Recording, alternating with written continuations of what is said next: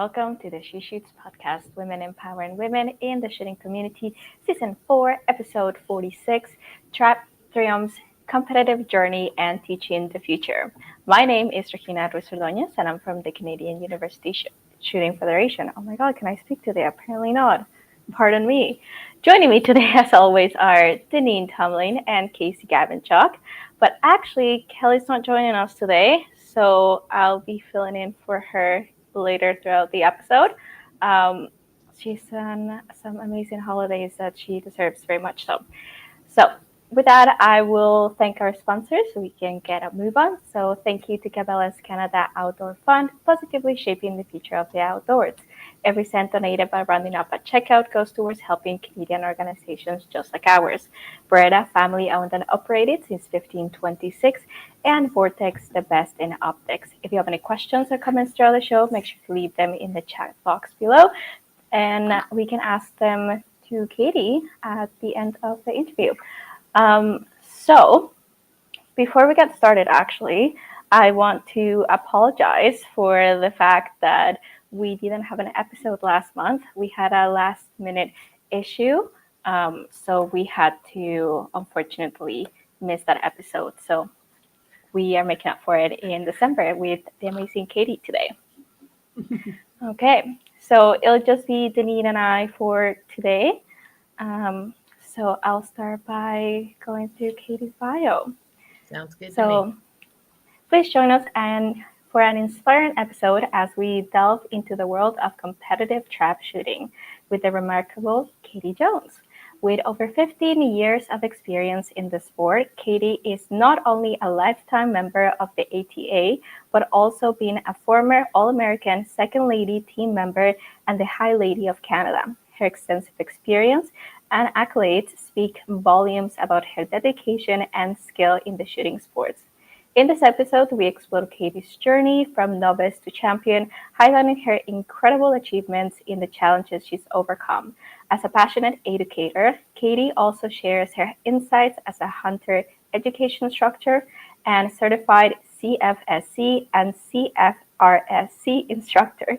She is committed to nurturing the next generation and shooters, emphasizing safety and skill development. Katie's enthusiasm for the sport and her dedication to mentoring others make this episode a must-listen for anyone interested in competitive shooting, for those looking to be inspired by a leader who is shaping the future of shooting sports in Canada. So make sure to continue to listen for her love for the sport and her vision for empowering future champions. Wow. Good evening.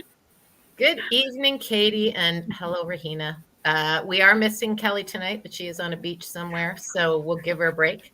It is also our last episode of the year, so we're wrapping up in style with the amazing Katie. And before we get started in the questions, Katie, I had the pleasure of spending time with you on the Gunny Girl calendar shoot. I was wrangling guns and fixing hair and doing things and had a chance to meet you. And it was such a pleasure to meet you and get to know you then. So I'm really excited to get to ask you a bunch of questions today. Oh, thanks. Absolutely. My pleasure. So why don't we just get started with, who is Katie? Tell us a little bit about your background and about yourself. Well, born and raised farm girl. We raised wild boar, goats, sheep, all that fun stuff. Family auto body shop. Pretty much don't go anywhere too far from the country. Stay where I am. Didn't really do anything too much with shooting until I was like in my 20s. Like it was just work essentially, just like those old school farmers. Like woke up on waffles and instant coffee. And those were our mornings, and like went to work until it was dark. Like it's just, I don't know. It was a great time on the farm until we decided to get into shooting, which got better. So that was always exciting. Outstanding. And when was that? When did you decide to get into shooting? And then we're going to talk a little bit about transitioning into competing. Probably in I'd say 09, 2010-ish, because I'm the oldest, so my younger brothers and my sister, they would all go shooting with dad, and essentially I just got jealous because they were coming back with trophies, and I wanted trophies because I was never good at any other type of sport. Like I didn't do track or any of that. Like nope, not my body type to do those types of sports. And then, yeah, I just got dad to start showing me. I couldn't hit the broadside of a barn. We had those old school trap doors where you have to pull them back and like push the button under your foot to try and like practice, which is not ideal, but it's better than nothing. And then, yeah, I started with actually Olympic bunker in 2010. And then it was either 2010 or 2011 that I made the Olympic junior bunker team. And then the year after I made the switch to trap just because I liked it better. Amazing. So it sounds like your dad kind of was the incentive to get you and your siblings started. Oh, yeah. Yeah. He came from like old school, like Wales in 1986. So that's a big thing out there. So when he moved here, he didn't know anybody that did it at all. Like it's not a big thing in general in Canada. And then he just met this random guy when he went to I think it was a chicken chef, I'm pretty sure. And he just started talking and the guy was going to the local range to go shooting. And dad's like, oh, and then, the story went from there. Like dad would have never met this dude. I probably would not be here. Like otherwise he wouldn't have talked to anybody. So right. It's crazy. It's shooting is a small world. And I hope we're going to get to that as the episode evolves tonight. But you were talking about bunker and Olympics. So let's talk about what sport do you shoot? I do competition trap shooting. So it's just, my sister says it's like watching paint dry. I love it. Like, each to their own. But it's just, that clay disc that's about 4 inches in diameter, goes 42 miles an hour at a set angle in front of you somewhere. You don't actually know where it's coming out, but it's somewhere in that general area in front of you, and you just give her. Just give her. The advice from Katie. Quotable quote. Just give her. Yeah, it is. Like, if you think it's such a head game, like if you get too much in your head, you're missing. Like, you just go. See the target, shoot the target. Right. And that's one of those things about trap. And I think, Rahina, you've shot a bit of trap too. So it's consistency, right? Focus. Yeah, like it's a big one. Once you got the basics, it's just, we have a saying in trap shooting where, say you missed a couple targets or whatever the case is. And the answer that a lot of my friends will give you, if you say you missed a target, would be like, well, you missed by 6 inches, right? Like the distance between your ears. So. Right. That's funny, actually. I'm going to have to remember that one. Yeah, we razz each other a lot. That's part of the fun. Mm-hmm. How about training? Like how does training go when it comes, especially in Canada? I mean, like we know that it's very cold most of the year. So how do you stay sharp throughout those cold months, especially? Like I attempt to do like gun ups, like just, fake rounds, bring it up, find a point on the wall, right? And just try and like get used to that swinging movement, but can't really practice the recoil benefit. Yeah. We like in our area anyways, we don't have any indoor ranges or anything. So it's really hard to practice. So my dad and I usually try to go to like, there's a shoot in Tucson, Arizona every like February-ish, like middle to end. So we try and get down there to be able to actually shoot and practice. At least it's something. But yeah, out here, like even if the weather's nice, when we can't shoot because we take our machine out of basically it's like a hole. There's a big square dug into the ground where we got a house that's buried in the ground where our machine is inside. So because it's all hydraulic, it doesn't work in the winter because it's too cold. So we always pull it out, we tarp it, it's put away. So even if we have a nice day in the winter, we can't really practice because we got no machine. So it's definitely difficult to stay warmed up, but it definitely makes you feel a whole lot better when you go to the States after not shooting for, like 4 to 6 months and actually win. So you feel really good when that happens. I'll bet. So where are you located in Canada for people? I don't think you mentioned that. You said you're from a farm, but. Yeah, from a farm. Yeah, central Manitoba. So like basically an hour and a half north of Winnipeg. So that's our capital.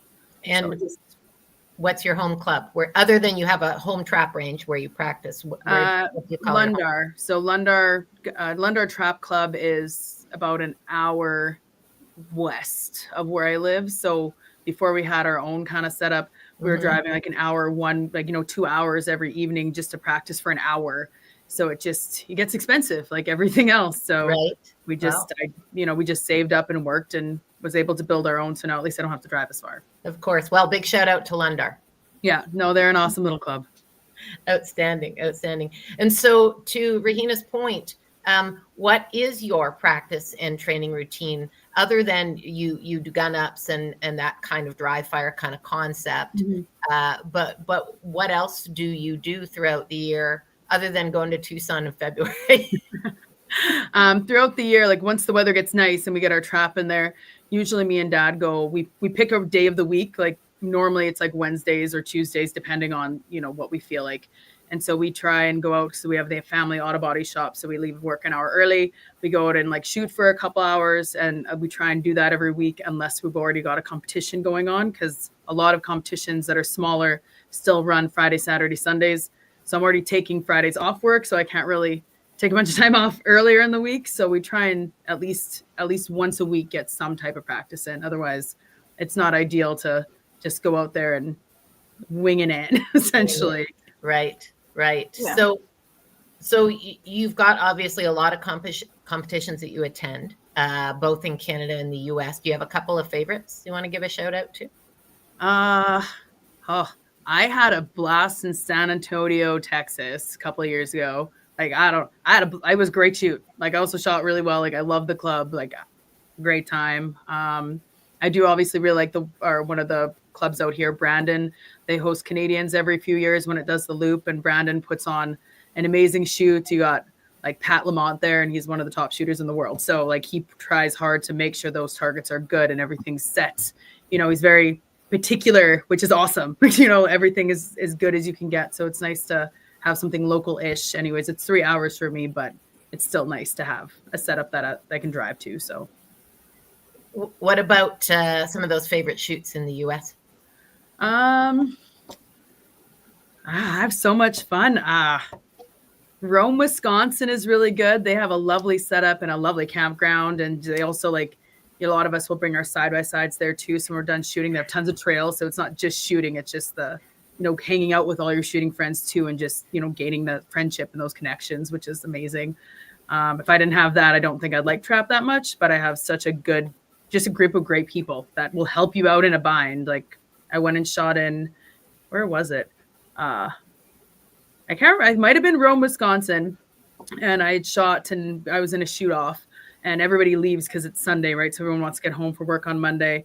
And I'm in a shoot off, and like I've got no ammo because everyone had left and everyone shut down because I was driving. So I wasn't going to haul extra ammo with me because of the weight.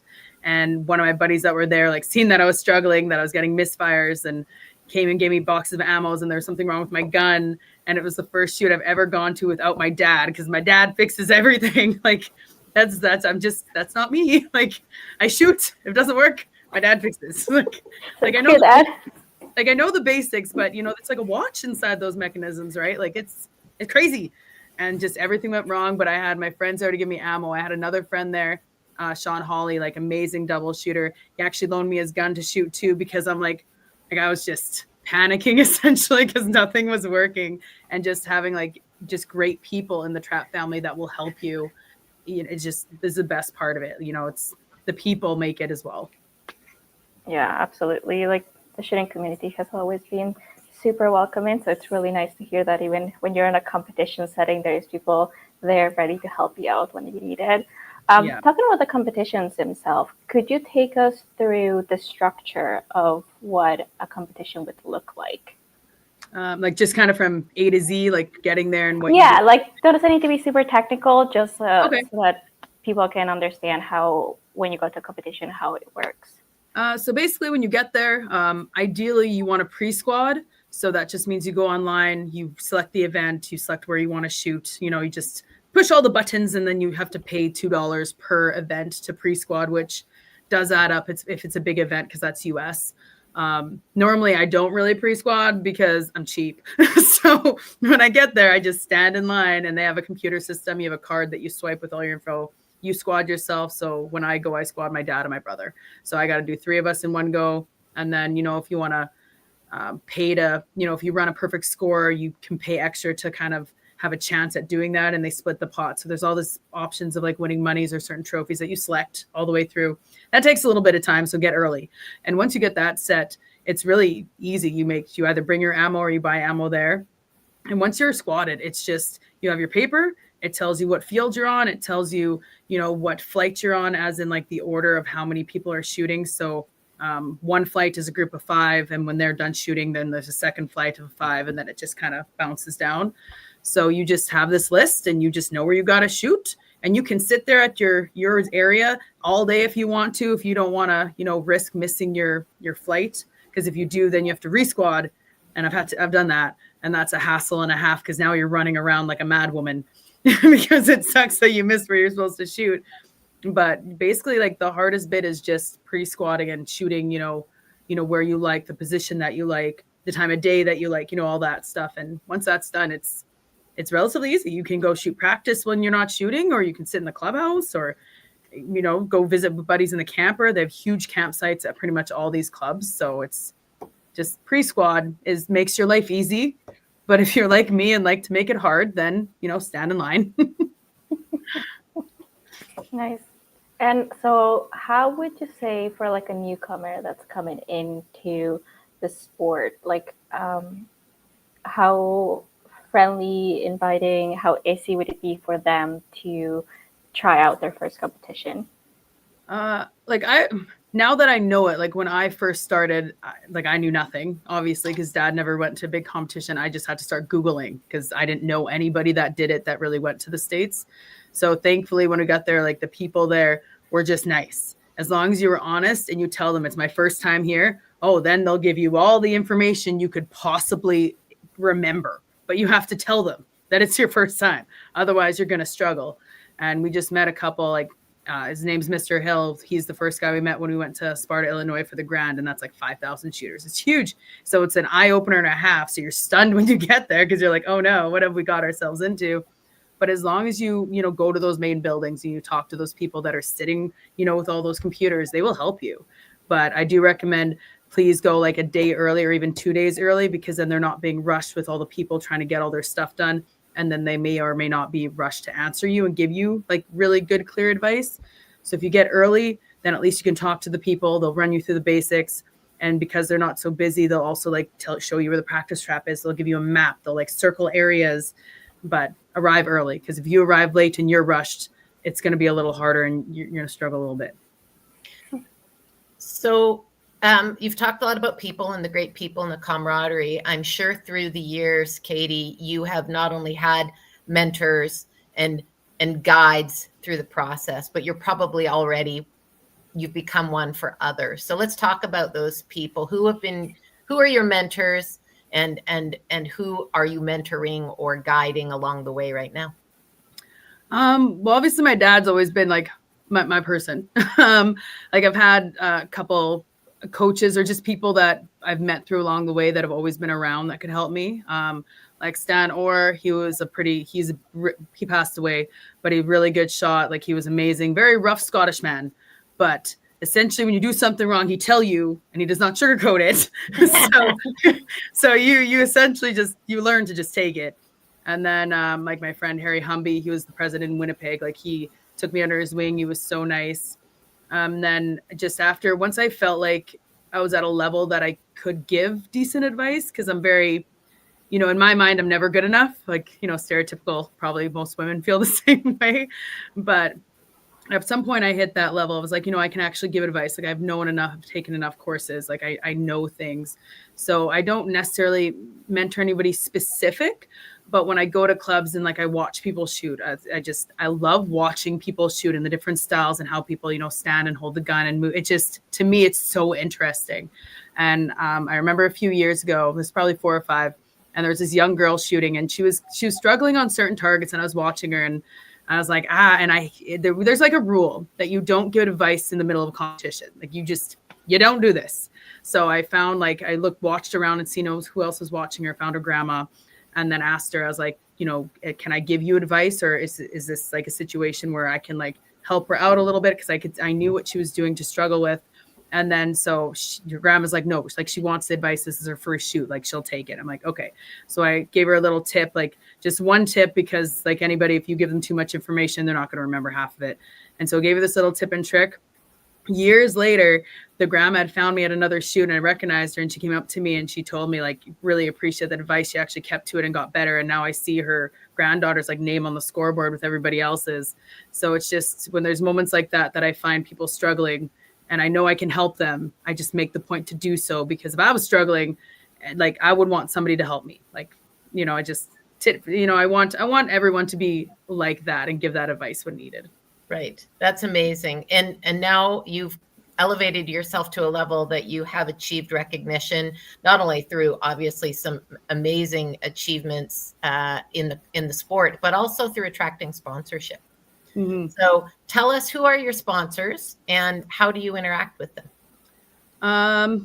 Well, obviously my father and Arbor Auto Body, because it's family. So like, we have just always dad, because we got a camper. So essentially, they do like the travel and the fuel and the maintenance and stuff, that's a decent chunk considering how much driving we do. And then I got a gun sponsor, so Prosy Canada.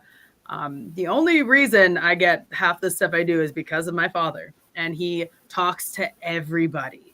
Like, he's just that person, and he just talked to the right person and kept following that, that road, and met the right person that knew that my gun had finally failed on me and I needed something, because my gun literally broke in half. Like, I need something. So yeah, I got a wicked like sponsorship deal through Prosy Canada. I even got to go to Italy to get it custom fit and do the whole Prosy experience. Like, that was cool. Like, got to see it get made and like go to like, they have a library of wood that you get to pick the wood. It's like, this is so cool. Like, it was awesome. Like, they're pretty much like the main one, other than like, obviously, like my business sponsors, like myself. So like, ammunition and target fees, and like, that's also pretty expensive, just like anything else is going up. So thankfully I've got like my workaholic family and myself, and then Prosy Canada that was able to do that. I am a pro staff for Real Camel Girl too. And they just help me getting my name out there and such. And I help them with like, I write articles once a month and like little things like that. So yeah, it's a big family thing. Without them, I wouldn't be where I am. Like, there's no way. That's amazing. And it is, you work with what you've got, and you've absolutely made it work for you. So congratulations. Thank you. So along the way, yeah, go ahead. Sorry, I was gonna ask, right? So when it comes to the actual firearm that you're using, because as what I've heard is that the one that broke apart was a beautiful firearm that you had, and it was very, very sad that you lost it. But getting through the process of actually getting a new one, right? What would you recommend people, especially women that are getting a gun, right? Also doesn't have to be super technical, but like, what should we look for when we're getting a gun? I go with just, it depends again on like your body type, right? Everyone's different. For me, I like more narrow receivers, because I got used to shooting my dad's, and narrower I mean by like 2 millimeters. Like, it's not like some crazy difference, but when you hold the firearm so much, and essentially has to become an extension of yourself, right? So more narrow receivers. Depending on your person, I'm always like a longer barrel, because I'm just a very, very fast and very, all over the place person. So I need the longer barrel.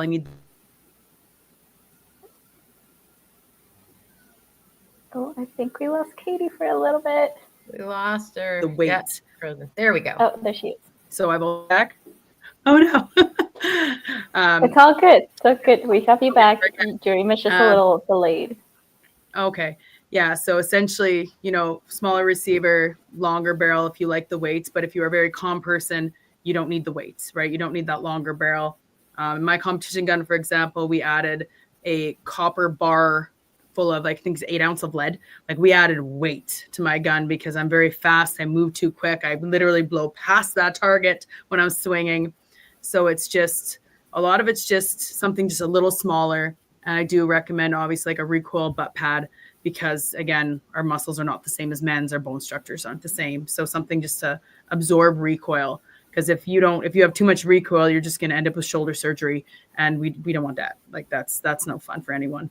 So for people a little bit more technical, we got some gun nuts out there. So you got a Prosy, it's a 12 gauge. Yep. And are you right or left-handed shooter? Right-handed. Excellent. And is it a semi-auto or an over and under? Over and under. Okay. And what length is the barrel? I've got a combo. So I was single and a double barrel. My double barrel's a 30 and my single barrel's a 32. And what about your chokes? I have them fixed because with the Browning that I shot, it just we're always changing chokes because I fidget, and I've been told by everybody to stop fidgeting. So when I had the Prozzy made, we put the chokes in. It's just a light full and full and light full. Like just it is what it is. Figure it out. Yeah. So chokes are on board. You're not swapping them out. So. Yeah, exactly. So I was like, no, we're gonna attempt it. Maybe harder now because I'm so used to us doing things a certain way for essentially 13 years. Mm-hmm. But, I'll get used to it just like anything else. Like I'll figure it out. At least it's easy. I don't need to buy chokes if they get damaged. It's just, less to go wrong down the road. Of course. And what kind of wood did you choose? It's a walnut. Mm-hmm. It's got nice little like lines that go level with the barrel. It's really pretty. I'm sure. Looks lovely. Absolutely. And let's talk about ammo. What do you typically like to use? So depending on how much money I have saved for the shoot, me and my brother, we like to call it primo. So like there's AA diamonds, like there's our Winchesters. They're really nice for like handicap. So they're in trap shooting. There's 3 events. We got singles, doubles, and handicap. So handicap means you're further from the target. So you want something a little faster, that will get there, quicker. So we like doing that. Like I also shot Remington, Browning ones, like Fiocchi has a good one too. Like it's really depending on how much money I have. So what speed do you like to shoot then? Usually for handicap, they're 1250s. And then when it comes to singles, like just your regular 1145s, like for singles and doubles, 1145s, I just buy whatever's on sale, whatever's the cheapest, because in my mind, it's singles. If I miss a singles target, I'm really not paying attention to what I'm doing. And it happens. Like I'm not saying I run perfect scores all the time, but it's just, I don't feel like I need primo ammo for singles and doubles. I want that for cap. Like that's where I'm going to spend the money if I have it. It's further away. It's got to be a premium load to get. Yes. Right? But right, altitude makes a difference. The type of shot they use, like Sure. a pattern's different. Like it's a big thing. I got a friend that does all the math and the distance, like she insane, but that's where I get my information from. So right. I don't have to do it. So it's nice.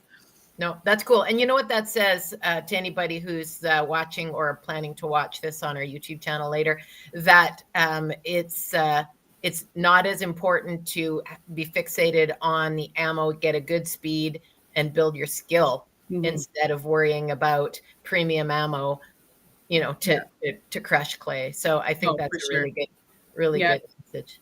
Yeah. If you're a newbie, don't be wasting money on primo stuff. Like, like get your skill, get your movement, get your follow through, whatever you need to work on. Once you know that, then by all means upgrade. But sure.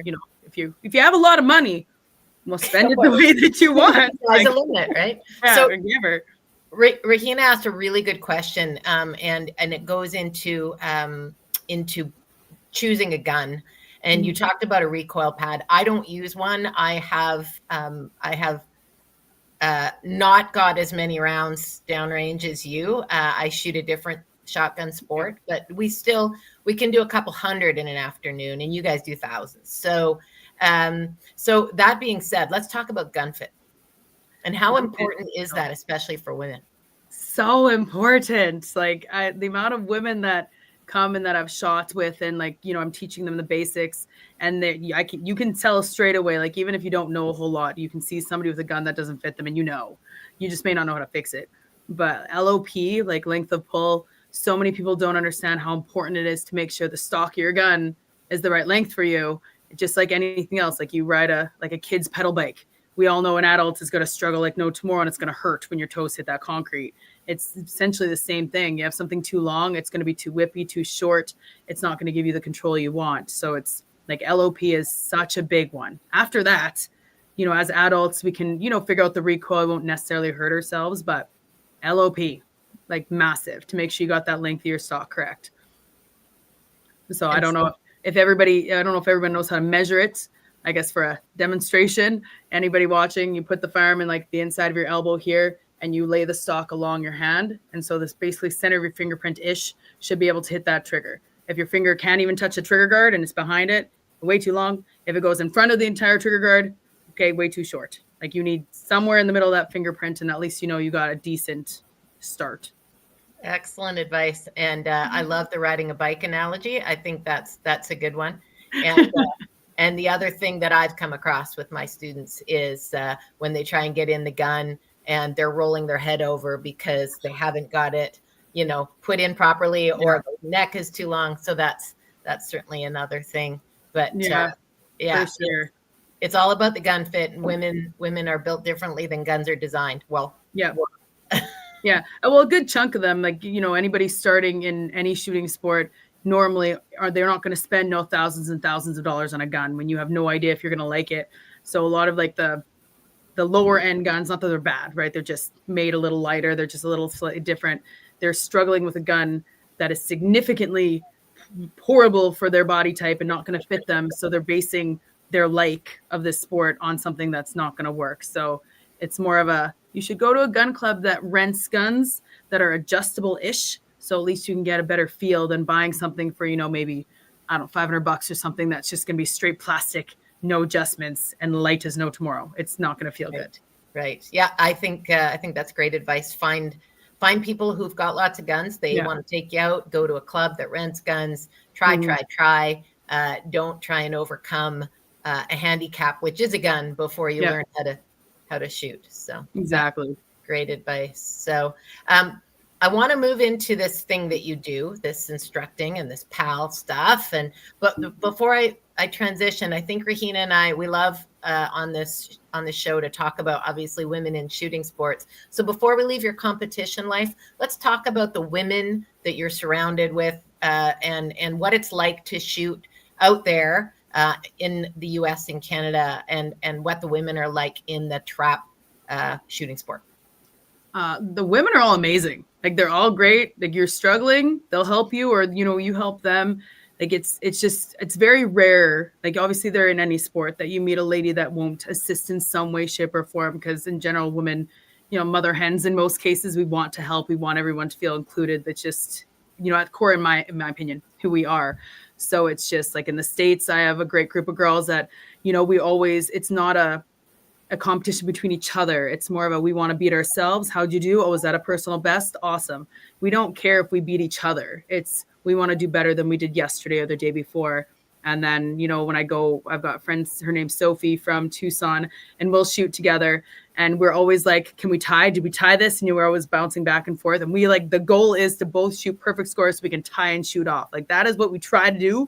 We haven't done it yet, but one of these days, because we want women in the shoot offs, right? We want women out there. So we try it. But it's just nice that no matter where you go, either, here in Canada or in the States, it's just, we want to be out there. We want to bump each other up. We want to see women on the line in the shoot off range. It's just, because it makes you feel good, whether you're out there or not, to have a lady out there. It's like, yes, like this is just amazing. Sure. And in your world, are there a lot of women out shooting? It's getting better now. Like when I started, no, like it was me and my sister and, random couple other people. Like there was like nothing, especially in Canada. Like in general, it's not that big of a sport out here yet, but there's not a whole lot. In the States, it has definitely grown in the last, like 15 years that I've been doing this. Like it's before you'd only see random, groups of women. Now you see like squads, which is a group of 5 that go out at once. And you actually see many groups of 5 women, and me and my sister will double take, and we're like, no way. You wouldn't see this, 10, 15 years ago. It just was not a thing. You'd see a random woman with a group of men, and it just kind of sucks because we shoot different and our routine is different and just everything. It's nice to shoot with women because at least it's a little bit of a similarity there, to a point. Mm-hmm. Absolutely. Yeah, I can attest to that. Both Casey and I have been that random woman squatted with that group of dudes. So absolutely. Absolutely. So Rahina, why don't we start talking about teaching? Yeah, so we know that you are a PAL instructor. So how long ago did you get into it? How did you get into it? How do you like it? Well, basically, I started shooting at 2009, and then people just assumed that I would know how to get the PAL, to which I had no idea. Like I was like, I got mine at 12 years old. Like I do not remember anything from that at all, right? So I was like, and then just more and more people would ask me, and then I was, thought about it. I started Googling and looking up because I had no idea how to become an instructor. That's not how this works. And then that's when I met like my coach Stan, and that's where he had said that, oh, he can help me out. So I actually co-taught with him for probably like 3 years, I bet you. And the only reason I did that so long is I was a wallflower. Like right now, like old me seeing new me would think that this is an impossibility. Like I did not talk in front of people. Like I did not go up, like nothing. So I had to teach them for a few years to get used to public speaking and being able to not like, look down and, shake like no tomorrow. It took a bit. And then I just went and took my course to the RCMP. That was 3 days. I did that in, I think, September-ish of 2018. And then once I got my license, it was just, let's go. I want to go shooting. And essentially I have no choice. Like me teaching pays for a good chunk of my shooting addiction. So I have to teach. And it's interesting how I used to teach to how I do now. I'm definitely a better teacher now than I was, 5+ years ago. So apologies for anybody in my early courses, guys. Not that I was horrible, but I'm so much better now because I met so many people that helped me. They learn different. So I learned how to deal with different sorts. So yeah, I like teaching people how to use the gun. And, I teach the course in a way that, there is no dumb questions. I'd rather you ask me than Google it. Because essentially it's like Googling when you're sick and it tells you got cancer. It's just, no, it may not be that bad. I might be able to help you out. Yeah. So I mean, the thing with Google too is that sometimes they'll give you the rules for other countries, right? Not necessarily Canada. So you might get an answer, but it might not be the correct one for Canada. Yeah, exactly. So yeah, it's just, I really enjoy teaching a lot of newbies. Like I teach ages 12 and up. So like I teach the little kids that I teach are great because they want to be there.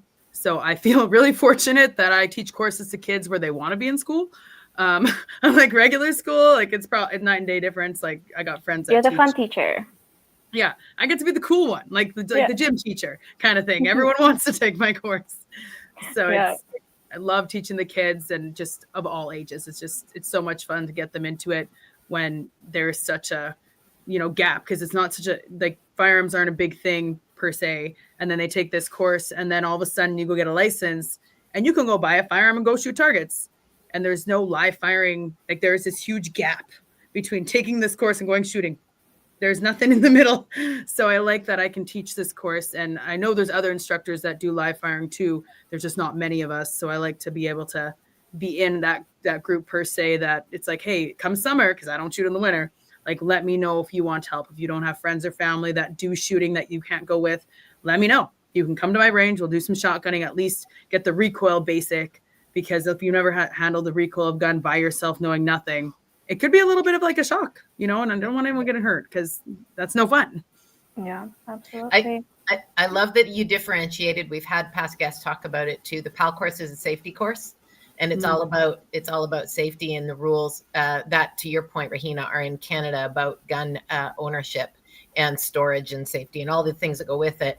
But then you have to take that big giant leap. And you're right. If there's nobody that can help you be able to do live fire, you're still a long ways away from truly being a safe gun owner that can go out and enjoy him or herself at the range or hunting or whatever your decision is for why you're doing it, right? So that's cool that you do that, Katie, and that certainly does differentiate you from many PAL instructors out there. So do you teach the RPAL as well? Yep. I teach those. Obviously, got to be 18 or over and have passed the non-restricted first. So I don't teach as many as the RPAL just because it's just a little less common with everything going on and nobody know exactly what's going on either. But I teach a lot of private courses. It seems like people want it, but it's almost like, and men or women, it doesn't matter. They're almost like more nervous to take it in a public setting, which is interesting. So I do a lot of private courses where I just go to people's houses. They set up their living rooms as a classroom or their garages or whatever. Like all I need is a table and power. Like I bring everything with me. So as long as you can supply me that, like we're good to go. So let's talk about that. That's such an interesting point that people don't want to do these public classes, but then they bring a group of friends to their kitchen table, which is semi-public or semi-private. So what's the difference that you're finding? You've talked about kids being like sponges But what about men and women, and what ages are you seeing, and what kind of people are coming out like to do this now? Like all over the map. I just find in general that men or women, if they've never done shooting, they're obviously really nervous, and they, men on the side where, it's more male dominated with firearms, where I think they have this imaginary pressure in their head that they're supposed to be good. If you weren't raised with them, it's not expected, but I think it's just, kind of that norm-ish. And then women, I just think that they think that men know it all, so they're too nervous to go in front of men. So even when I teach the public or the private courses, we do little mini breaks where like you need to come up and handle these, like they're all decommissioned firearms with dummy ammo, and it's like I'll walk you through it one-on-one. Like I ain't doing it, you need to pick it up, and I will walk you through the basics. And it's just so hard to get some people to come up to the table, but once you get 2 or 3 up there, then all of a sudden the entire class will get up and go up there. But it's just hard to force them to get out, like you need to do this. But it's just interesting. For ages, like I've taught of all ages. I taught this lady years ago. She was 98, like this amazing elderly, like she old lady, and she was really nice. And I'm nosy, like it's not good. And I asked her after she passed her test and her written, and she did great, like she did, to be expected. And when she was done, I was like, hope you don't mind, but I need to know, why at 90 years old are you now wanting to take this? Like, why? And she's like, well, I live on a little acreage and I have horses. And she's like, I got gophers in my field that are just putting holes, and my horses are spraining their ankles. And she's like, I want to be able to sit on my deck with the barbecue going and be able to shoot gophers off my deck. Oh my God, that's fantastic. Right? I would love to watch that scene though. Right. It's it was like logical. It was great. I told her, I was like, when I'm 98, I want to be you. Right? Yeah. It was great. And I've taught all nationalities. Like I've taught old dudes that were like 90, I think 96-ish, 95 might've been the oldest one. And when he came, he was just an older gentleman that just wanted something just for squirrels or, just varmints around the yard. And he showed up for lunch and brought like homemade bread pudding. It was so good. And it's like just these random people that come down and you just remember, like, right. It's like, oh, it's great. That's fantastic. People you get to meet. How big are your classes typically? Normally they're 12, but I got my sister and my brother also to get their instructor's licenses. So when I've got an area that has like an influx and they've got like, I've got a waiting list going on where they like a particular date, I essentially just call my sister and my brother and be like, hey, which one of you are available this date and you're coming with me? And then we can teach up to 24. Oh, excellent. Yeah. It's nice that I've got them on staff. On standby. Yeah. And where do you teach the courses when you're putting your classes together? All over Manitoba. So I teach, I fly usually once a year or once every, year and a half. St. Teresa Point flies me up north. So I go teach up there, like usually about 3 classes is the average. Because after doing 3 classes of, basically 8 hours a day minimum talking plus everything else, I have no voice after 3 days. So I really can't do more than 3 in a row because it's a lot. And then, I go all all the way to the Manitoba border to the west to like Roblin out there. And then I go closer to the US border. I travel all over the map. So it's really whoever wants me there, whatever communities message me, whatever private people have a group of 12 that they can put together. I'm like, all right, here's my dates. Let's go. Excellent. That's one thing I do get a lot of inquiries about is where people can get their PAL courses or find people to shoot with. And because people from across Canada and other places watch She Shoots and reach out to us, so it's nice to know we can send them your way if they're in Manitoba. So yeah, for sure. Like technically I can teach in other provinces as well because it is a Canada-wide course. I just have to get prior permission from like the CFO of that province. Of course. Like I can do it. It's just, if there's enough people to make, the travel, because obviously traveling out of province makes things a little expensive, but for a big enough group and it makes it worth it to pay for the fuel, or and lodging and stuff like that. Right. I like to travel because usually when I do travel, I look for a shoot at the same time. So I go shoot and then I teach. So nice. I've done that a few times. Excellent. Rahina, any other questions about shooting that you can think about that we haven't touched on? Or about not shooting, excuse me, about the courses specifically? About the courses. Yeah, I mean, I would say more so than teaching courses. How about, do you take any courses that further your learning, your career within the firearms industry? Like when I go to bigger like shoots in the States, there are courses that like I call them the big wigs. So like the big All-Americans, like high team, like the really good guys, they usually run like clinics or stuff like that I like to attend just because I think you can never know it all. You know, there's so much to know. So if I have time, I like to hop in those and get a little bit more information. Or if I'm having a really bad, couple days shooting and obviously something's not right and I can't figure it out and I'm too in my head to figure it out, I go do those clinics and hopefully it helps me out. Like I've taken like first aid, like wilderness stuff like that, because I do teach, in the country. So like if I'm teaching a bunch of random strangers and I don't know what could go wrong, I like to at least know something there. Like I'd actually take a bunch of random things just because it's like a teach the teacher thing. I like seeing how other people teach and how other people relay information. So there's like I did a filleting one years ago through Manitoba Wildlife Federation, and I did BOW through Manitoba Wildlife Federation just to see how they taught and everything. And like really, I've only gone once because I didn't want to take the spot of somebody who could really use it. But I wanted to do once just to see how they run it and see, how it was organized. So it's, yeah, I do a bunch of random stuff. Like I'm a commissioner of oaths. I'm an officiant. Like I marry people. Like I do random things across the board. Let me just get this straight. If you're an officiant and a shotgunner, you could specialize in shotgun weddings. Just saying. Yes. Just saying. There's a marketing. That should be your logo.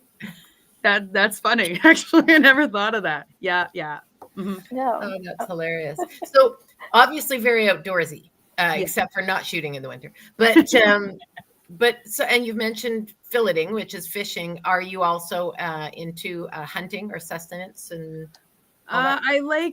I do like hunting. Like obviously not against it. Grew up in the farm. Like I like wild game. I just don't have a lot of time for hunting. It's just from, obviously articles that you see online, they say that it takes, over 10,000 hours to get good at something. And like I tell my students, I do not want to ever be that jack of all trades, master of none. I hate that saying. So I want to at least be good at something. And I still know the basics about other things, but at least I can say I'm pretty like proficient at trap shooting.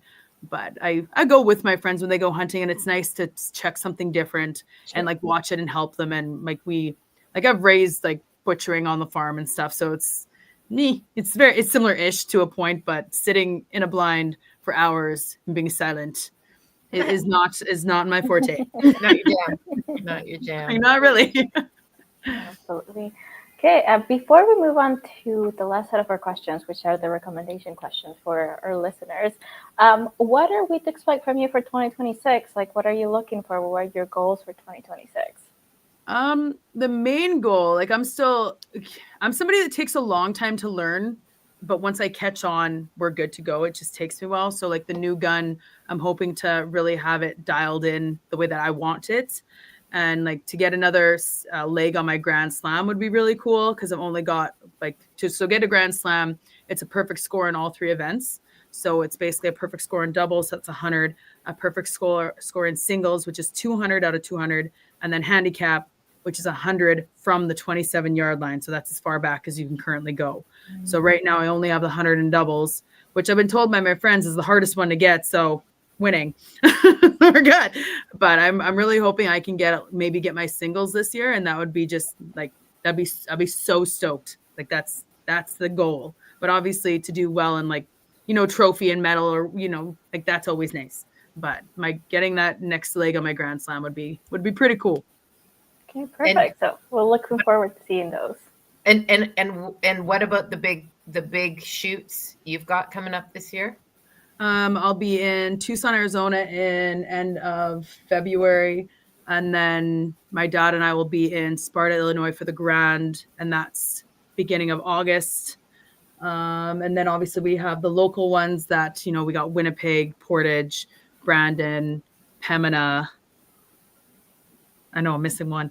And then possibly the Canadians. But again, I don't know if we're going to make the one in Edmonton or not. Like we haven't decided yet. It's not quite, I have an entire year to glance calendar right here that you can't see. So my entire year is basically planned and I have things circled in red when I know I'm going. Everything else is yellow until I figure out for sure what I can make work. So outstanding. Well, it sounds like you've got some goals set up for 26. And I was just curious how much time in the US versus Canada, but it sounds like you're spending a lot of time in the Canadian shoots and really taking advantage of some of the big American ones. So yeah, yeah, for sure. I try to really balance it out because I got great people on each side and great clubs. Like they're organized really nice because the people that run them care. So I try to really bounce back and forth as much as I can. Amazing. Yeah. So best of luck, and we fully expect on the Insta or something to see that you got one more leg off your Grand Slam. So awesome. Thank you. Yeah, absolutely. All right. So the last area of questions are all about women in shooting sports. I'll toss it over to you, Rahina. Yeah, thanks.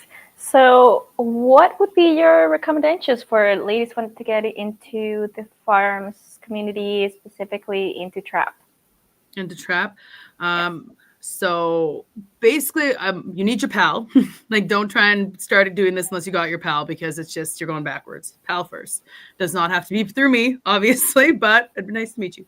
And then I'd find out what ATA clubs you have in your area. Like there's like ATA's Amateur Trap Shooting Association. They're Canada-wide and all across the States. There's tons of little clubs all over the map, and they run like little competitions, but don't feel intimidated about the word competition. In Manitoba, our competitions are like 20 people and you essentially become a family. Like it's not, hundreds and hundreds of people. You don't need to feel nervous about it. But once you figure out your ATA club, you just shoot them an email and just ask them, be like, hey, do you have fun shoots? A lot of them have programs like Lundar, for example, my home club. During the summer, usually on Tuesdays, I think they do just a shoot, like a how-to, and everybody's there. They'll help you out. You can get the basics before actually going to like a competition. So that's kind of where you'd start. You got to find the club first and figure out what they do. And a lot of clubs do rent firearms as well if you don't have your own yet, or they could give you good advice on one. And then leading also from that, just as general as a whole, why do you think it is important for women to get involved in the shooting sports? I love shooting sports, so it just makes me think other women would like shooting sports. But it also helps you feel better. It's led to like boosting confidence. Also, it's led to, it raises, it lowers the risk of like depression and stuff. Like it just makes you feel better. Like it releases endorphins, very similar to working out. I don't really like to work out, so I can do this. So it's just. And I just find just from, having such a male dominated sport, and I do hope that, in the future that changes. But a lot of people nowadays, they like, men are so good at this.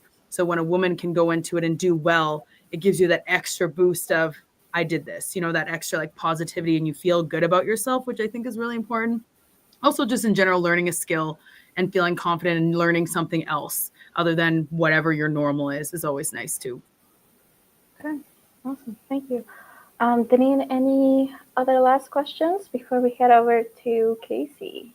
I guess when you're out and about, what kind of things are you seeing that are encouraging women or young women to get into your sport? Like, are they doing anything different at clubs? Or are they having ladies' days? What are you seeing?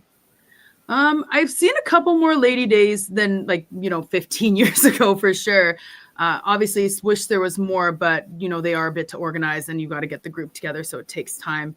A lot of clubs are doing either ladies' nights, or they just do half price for ladies. So when it comes to ATA, for example, if you're a junior or a lady, you can shoot half price targets. So they're trying to make it more affordable, because a good chunk of the ladies are moms. Their money goes towards their kids or travel or the kids' sports. So they don't necessarily have the funds because everything is so expensive nowadays.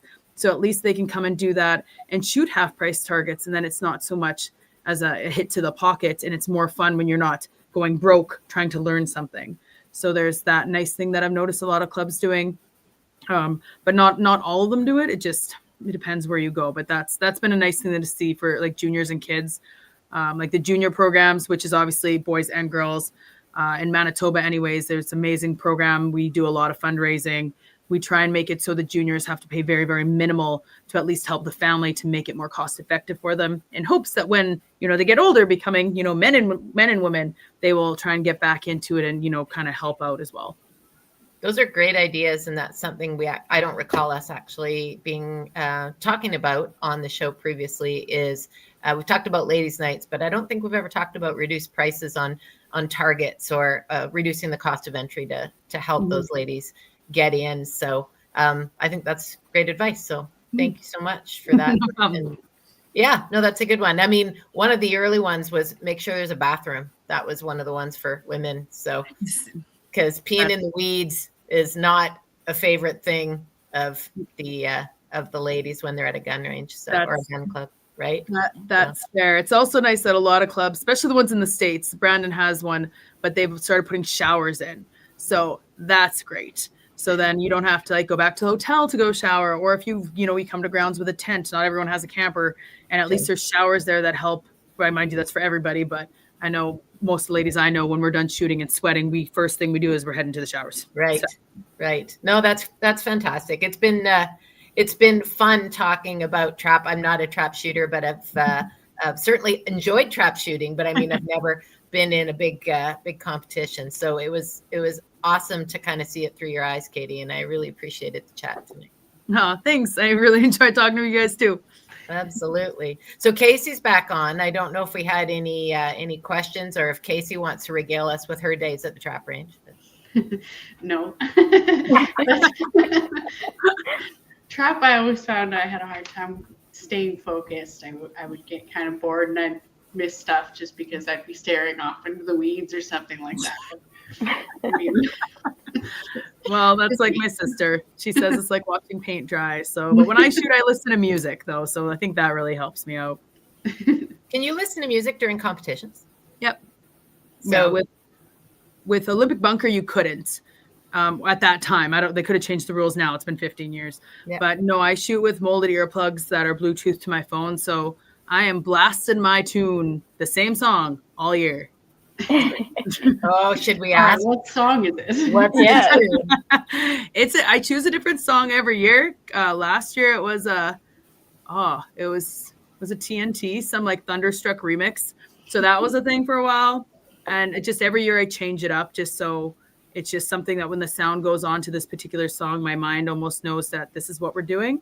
Right. But it's a song that I do not listen to in like everyday life, because otherwise it's gonna in my head, it's gonna mess me up. So, all right. Well, how do people get in touch with you? You can either message me through my Facebook page, which is just a firearm safety. I have my email, which is katiesfirearmsafety@outlook.com. I've got my website, so it's just katiesfirearmsafety.com or .ca. I got both domains. So you can also text or call me. Like, I'm always available unless I've got really bad service, or if I'm teaching, I will not answer. But I do prefer emails. I can give more information via email. I can send you all, the links and the websites and, how to register for this or events. I love email. If you text me, you will get the information, just not very explained. So email is the best way. In brief. Yes. Great. That's very, very good to know. I think there's going to be a lot of people after they watch this, if they're in the Manitoba area, they might hopefully be reaching out to you and having the opportunity. And we'd always love to hear from anybody who's taken a course with Katie and is out there, loving life, doing whatever it is they got their gun license for. So yeah, which is always nice to hear when students they shoot me a message and be like, oh, I got my license and it took, XYZ amount of time. Right. Because I like to know current delays too. And they're just, they're going out and they're like, I bought this, and they'll send me photos of what they bought. And like, what do we do? Like, I have no issues helping anybody that's been a student of mine or anybody in general. It depends on what exactly it is, how much help I can really give you via text or email. But I will always know. Have you ever had a student shoot out at your place? All your students come out and have a big shoot? Not all of them, because I do live an hour and a half north of Winnipeg, and a lot of my students either super northern Manitoba or more Winnipeg-ish area. And a lot of my students that are from this area we have the country, right? They have space. They can go shoot their own thing. They've got family and friends. So Yeah. I find that I've had a few for sure that have come out and we've done little basics, but a lot of people that I teach, they already have their own space. And the ones in Winnipeg don't necessarily want to make the drive out here. So they usually go to maybe Winnipeg Trap and Skeet or something. Right. Makes sense. Well, hopefully everybody gets out to a trap and or skeet and or sporting clays range in 2026 because it's Or any range, or any range. Sure. Yeah, absolutely. And so with that said, thank you so much, Katie, for joining us tonight and helping us close out our 2025 She Shoots podcast season. It's been an absolute pleasure. And like I said, I had the pleasure of meeting you in person and spending a weekend hanging out with you and a bunch of gun girls. So you're an awesome person, and it was so much fun having you. And actually, it's just kind of cool because all four of us are alumni to that calendar. Oh, I didn't know that. That's so cool. Yeah. So how cool is that? So it's our own little reunion right here on the show. So that's awesome. Absolutely. So Rahina, over to you to thank all of our sponsors for another season. Perfect. Thank you so much. So once again, thank you so much, Katie, for joining us today. It was nice talking to you and learning more about your daily life.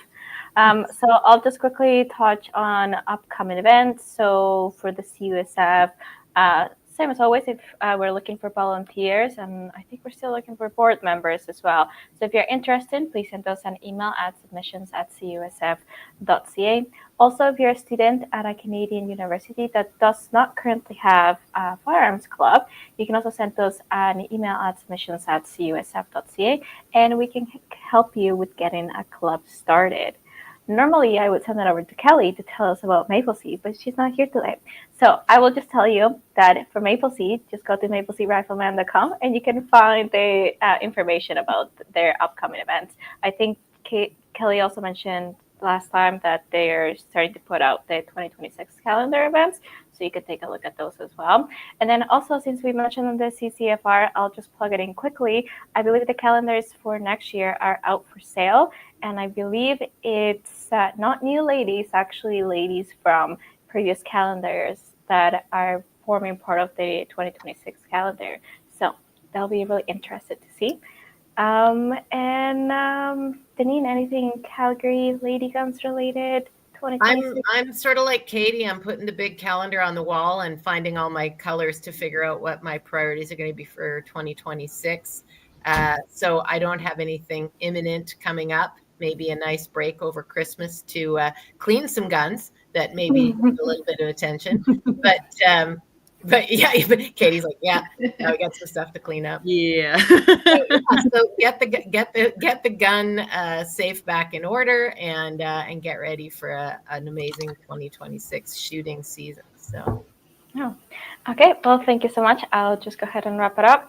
So once again, I'd like to thank our sponsors, Cabela's Canada Outdoor Fund, Verda, and Vortex. If you like today's episode, please leave us a like and follow us so you don't miss out on any of our episodes. You can watch us on YouTube and Facebook, or you can listen to us on Spotify, Apple Podcasts, Google Podcasts, and iHeartRadio. If you liked our message and would like to learn more about our programs, you can check our websites at cusf.ca, ladyguns.ca, and mapleseedrifleman.com. To support us and get some additional perks, check out our membership programs. Thank you all for tuning into the She Shoots podcast, Season 4, Episode 46, Trap Triumph, Competitive Journey and Teaching the Future. Make sure to join us on January 13th, 2026 for the new season of the She Shoots podcast at our regular time, 5 p.m. PST, 6 p.m. EMST, 8 p.m. EST. We know the drill here, people. So to find out about our next episode announcement, just keep an eye on our social media. And with that, happy holidays, everyone. Merry Christmas and Happy New Year. And we'll see you in 2026.